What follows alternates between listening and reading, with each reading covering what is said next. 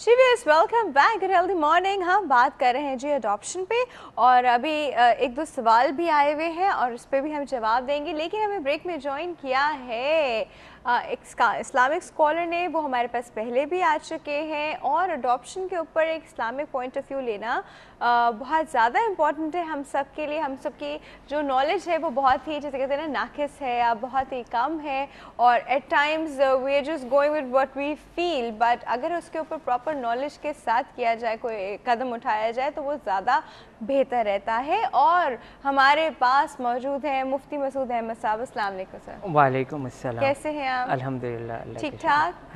अच्छा जी सर, पहले हम इनसे पूछेंगे पोल का सवाल, फिर जी हम इनसे अडॉप्शन पे बात करेंगे।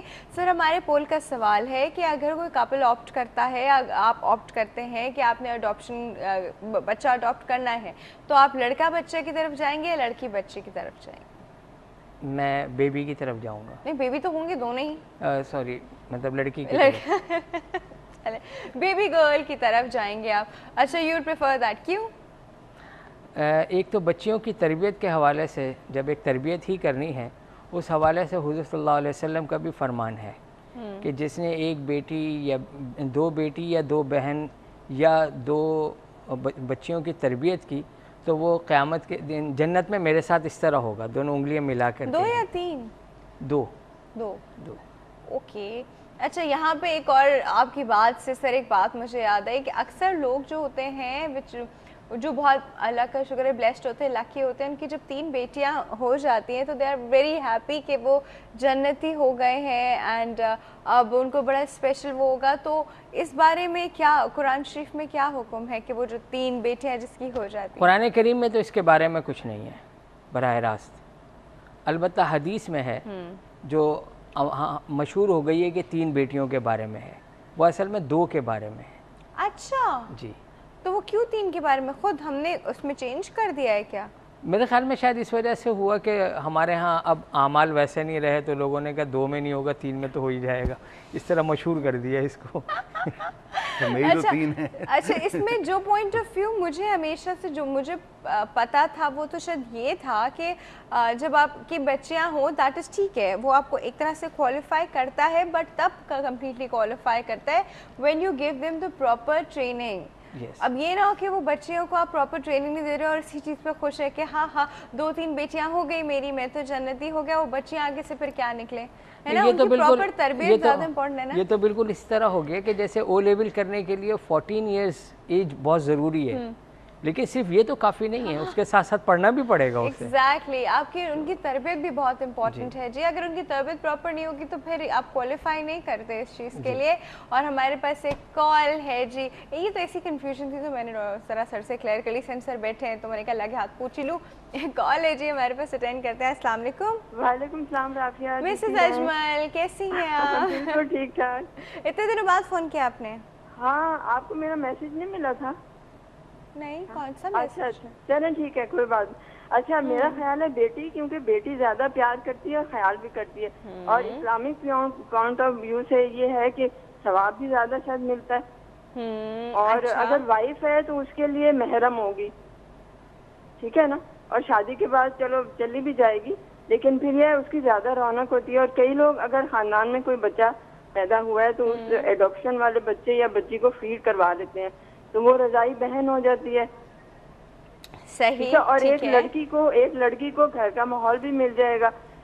सही, ये बात तो है, ठीक है। हाँ, तो अब ये है कि डॉक्टर साहब को भी सलाम और मुफ्ती साहब से ये जरा मशवरा कर लेंगे क्या चीज़ है, ये सही है कि रजाई बहन हो जाएगी और हो जाएगा?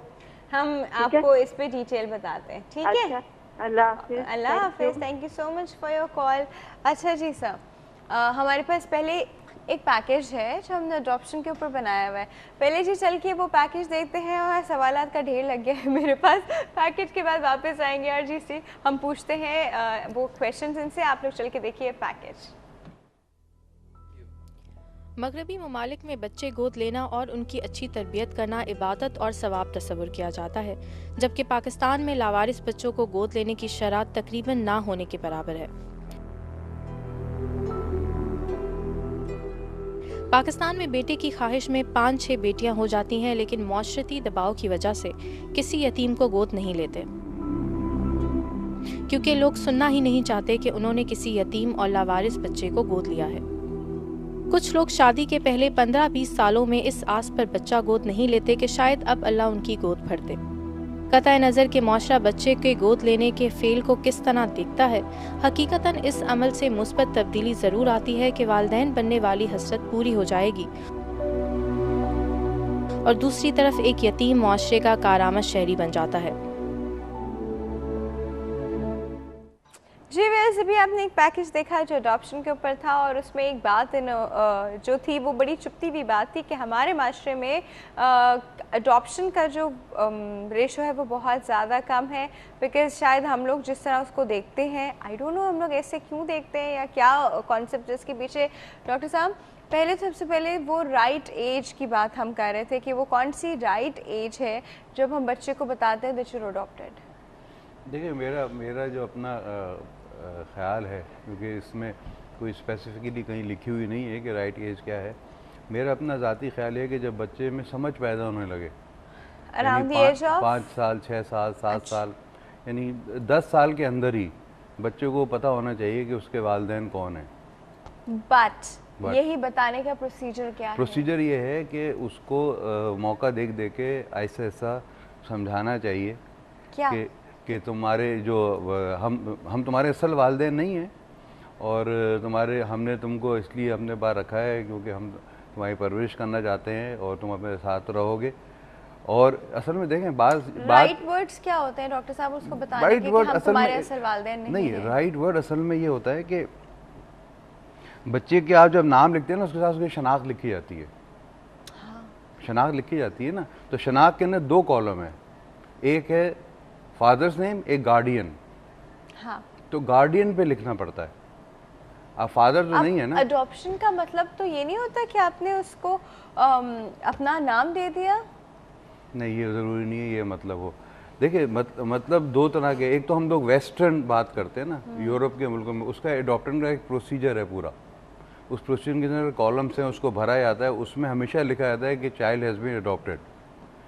दीनी लिहाज से जो हम लोग बहैसियत मुसलमान के, और मुफ्ती साहब इसको ज़्यादा सही बता सकेंगे, कि गार्डियन बताना चाहिए, फादर की जगह गार्डियन लिखना चाहिए। फादर लिखने में देखें प्रॉब्लम सबसे बड़ा क्या होता है ना, अगर बच्चा जब बड़ा होगा तो वो विरासत का हिस्सेदार नहीं है।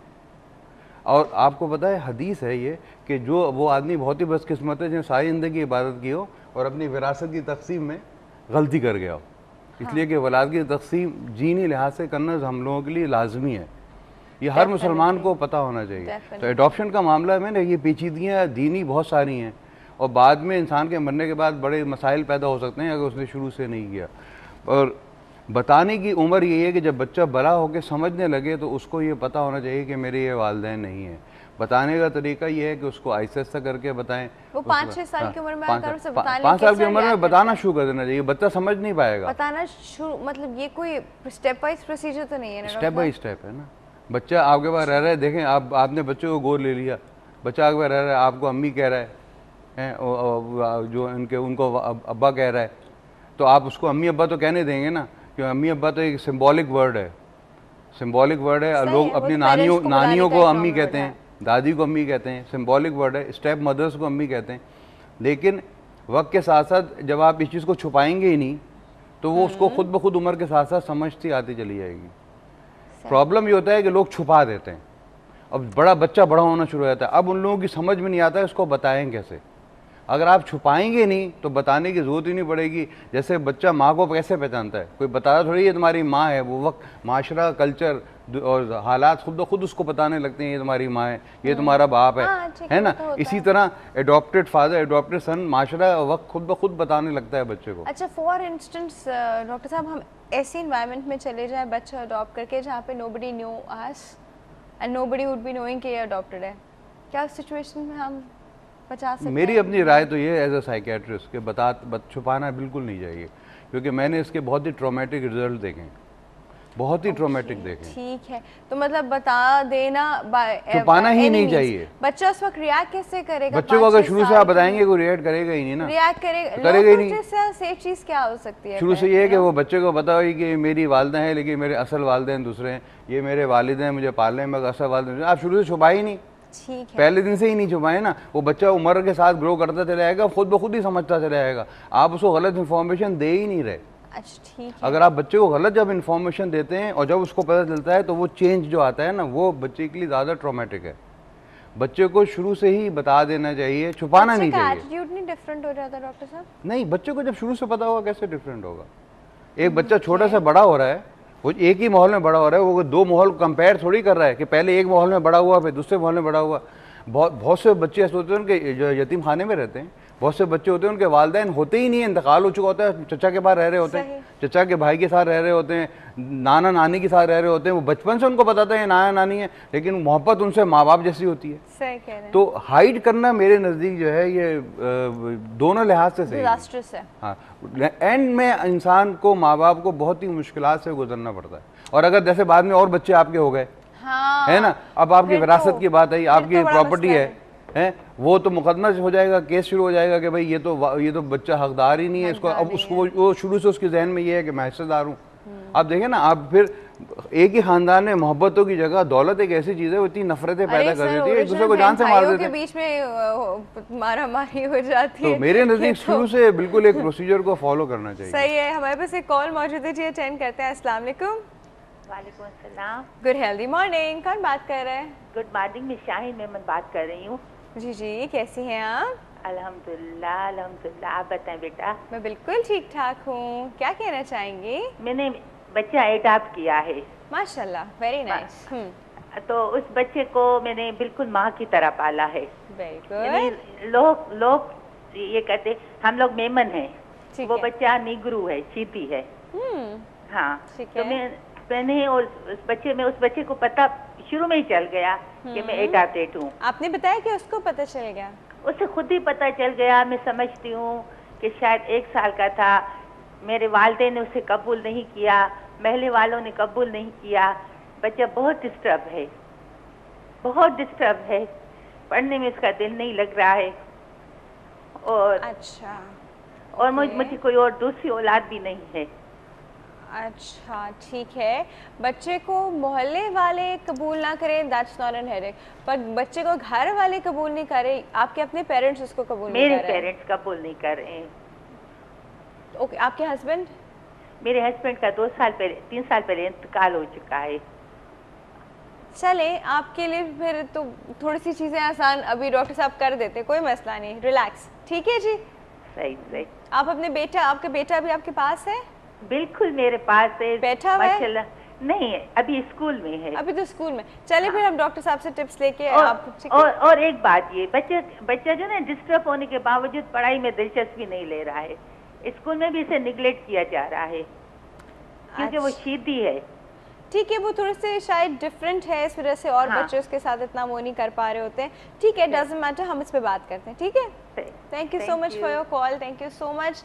अब डॉक्टर साहब, ये भी एक पॉइंट ऑफ व्यू है कि उन्होंने पूरी अपनी उससे हट के, एशियन उससे हट के, she actually has a African kid, तो अब ये पूरी चीज़ जो होती है चेंज हो जाती है। इस पर बात करेंगे सब ब्रेक के बाद। छोटा सा ब्रेक है, कहीं नहीं जाइएगा, विल बी राइट बैक।